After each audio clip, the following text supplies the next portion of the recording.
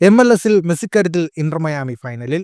MLS eastern conference semi ഫൈനലിൽ FC സിൻസിനാറ്റിയെ പരാജയപ്പെടുത്തി Inter Miami അവരുടെ ചരിത്രത്തിലെ ആദ്യ ഈസ്റ്റേൺ കോൺഫറൻസ് ഫൈനലിലേക്ക് മുന്നേറി.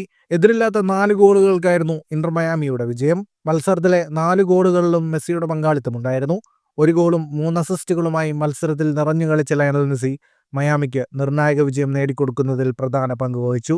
സിൻസിനാറ്റിയുടെ തട്ടകത്തിൽ നടന്ന മത്സരത്തിൽ ഇന്റർ മയാമി ആദ്യ അവസാനം വരെ കളിയിൽ ആധിപത്യം പുലർത്തി. 19-ാം മിനിറ്റിൽ സിൽവേറ്റിയുമായി നടത്തിയ മനോഹരമായ ഗീവാൻഗോ മുന്നേറ്റത്തിനൊടുവിൽ ലഭിച്ച ക്രോസിൽ നിന്ന് ഹെഡറിലൂടെ നേടിയ ഗോളിലൂടെ മെസ്സി ഇന്റർ മയാമിയെ മുന്നിലെത്തിച്ചു. അധികം വൈകാതെ മെസ്സിയുടെ അസിസ്റ്റിൽ മാറ്റിയോ സിൽവേറ്റി നേടിയ ലോങ് റേഞ്ചർ ഗോളിലൂടെ മയാമി ലീഡ് ഇരട്ടിയാക്കി. രണ്ടാം പകുതിയിൽ ചാരിയോ അലേൻഡ 2 ഗോളുകൾ കൂടി നേടി വിജയമുറപ്പിച്ചു. മെസ്സിയുടെ മികച്ച പാസുകളും വേഗത്തിലുള്ള കളിമാറ്റങ്ങളിലൂടെയുമാണ് ഈ 2 ഗോളുകളും പിറന്നത്.